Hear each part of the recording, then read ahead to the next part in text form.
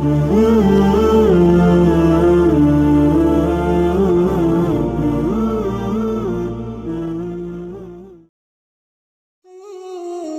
باللہ من الشیطان الرجیم، بسم اللہ الرحمن الرحیم۔ اللہ والے چینل کے ناظرین السلام علیکم۔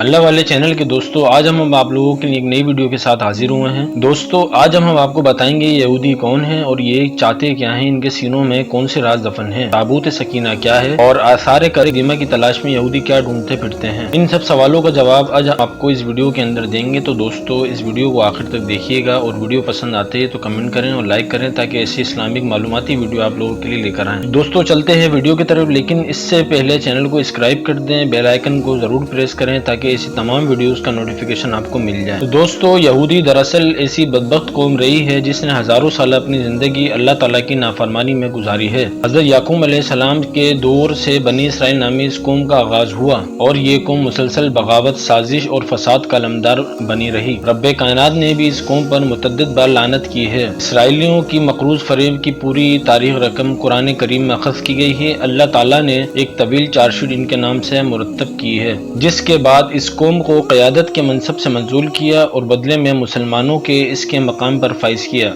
دنیا بھر کی اقوام میں یہ وہ واحد اقوام ہے جس کو اللہ تعالیٰ نے سب سے زیادہ عذاب و ملامت کی سزاوار ٹھہرایا ہے۔ قرآن پاک کے تفصیلی مطالعے سے یہودیوں کے جو طویل جرائم سامنے آتے ہیں، انہیں پڑھ کر اس قوم کی مجموعی نفسیات ہمارے سامنے آتی ہے، جو کہ میں آج آپ کو بتانے جا رہا ہوں۔ یہ قوم عہد و پیمان کی مسلسل نافرمانی کرتی تھی، چنانچہ آخرکار کوہ طور کو ان کے سروں پر لٹکایا گیا، تاکہ اس کے باوجود عہد و شکنی کا یہ سلسلہ جاری رہا۔ یہ لوگ اللہ تعالیٰ کی آیات کو فروخت کرتے تھے اور ان سب سے اپنا مطلب برآمد کرتے تھے، دوسروں کو نیکی کا حکم دیتے تھے اور خود کو بھول جاتے تھے۔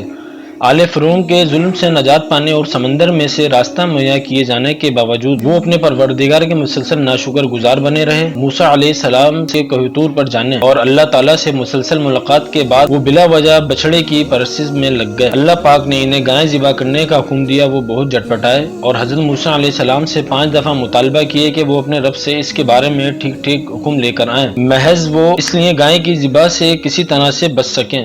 یہ لوگ کھلے عام کہتے تھے کہ وہ آنکھوں سے دیکھے بغیر اللہ تعالیٰ پر ایمان نہیں لائیں گے۔ اللہ تعالیٰ نے جب انہیں آسمان سے بلا محنت اور مشقت من و سلوہ فراہم کیا تو ضد کر کے اسے اپنے لیے بند کروایا اور مطالبہ کے لیے اناج اور سبزیاں پیدا ہونے کا بندوبست کیا جائے۔ صحرا سے ان پر بادلوں کے سائے جیسی ٹھنڈک مہیا کی گئی، لیکن مجال ہے انہوں نے اللہ تعالیٰ کے آگے کبھی عاجزی اختیار کی ہو۔ اللہ تعالیٰ نے انہیں ایک بستی میں داخل ہوتے وقت یہ معافی کا لفظ ادا کرنے کا حکم دیا۔ اس حکم کے تعمیل میں کوئی قباحت نہیں تھی، مگر نہ جانے کیوں انہوں نے اللہ تعالیٰ کا حکم نہیں مانا اور ضد میں اس لفظ کو بدل کر کسی اور لفظ میں تبدیل کر دیا۔ اللہ پاک نے اپنی رحمت سے اس بستی میں 12 قبیلوں کے لیے 12 چشمے پیدا کر دیے تاکہ ان کے درمیان پانی کے مسئلوں پر تصادم نہ ہو، مگر اس رعایت کے باوجود وہ مسلسل اللہ پاک کے تمام نبیوں کی نافرمانی کرتے تھے۔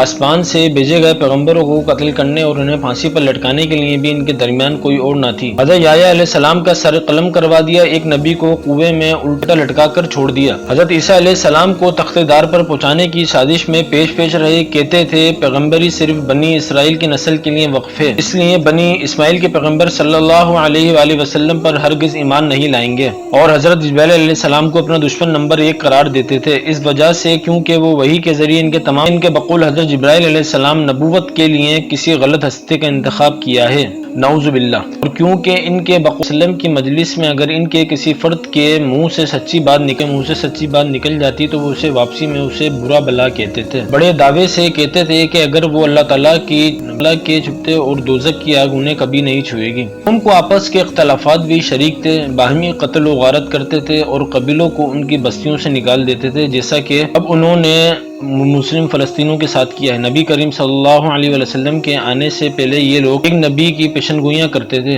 اور اہل مدینہ سے کہا کرتے تھے کہ اس نبی کو آنے دو، پھر ہم تم سے نمٹ لیں گے، لیکن نبی کریم صلی اللہ علیہ وآلہ وسلم کی آمد کے بعد وہی یہودی نبی کریم صلی اللہ علیہ وسلم کے بدترین دشمن بن گئے۔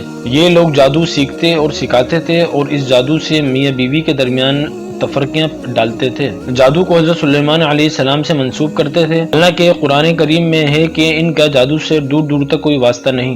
نبی کریم صلی اللہ علیہ وآلہ وسلم پر انہوں نے جادو کیا تھا اور مزید ایک دفعہ نبی کریم صلی اللہ علیہ وسلم کو چٹان کے ذریعے زخمی کرنے کی کوشش بھی کی تھی۔ حضرت سلیمان علیہ السلام کو بھی وہ نبی نہیں مانتے تھے اور حضرت سلیمان علیہ السلام کو ایک بادشاہ قرار دیتے تھے۔ اپنے پیغمبر اور نبی کریم صلی اللہ علیہ وسلم سے کریت کر سوال کیا کرتے تھے۔ نہ صرف وہ خود بلکہ مسلمانوں کو بھی یہی کام کرنے پر اکساتے تھے۔ لوگوں کو ہمیشہ اللہ کے راستے سے روکتے تھے، لوگوں کو ہمیشہ اللہ کے راستے سے روکتے تھے، لوگوں کا مال ناجائز طریقوں سے کھا جایا کرتے تھے۔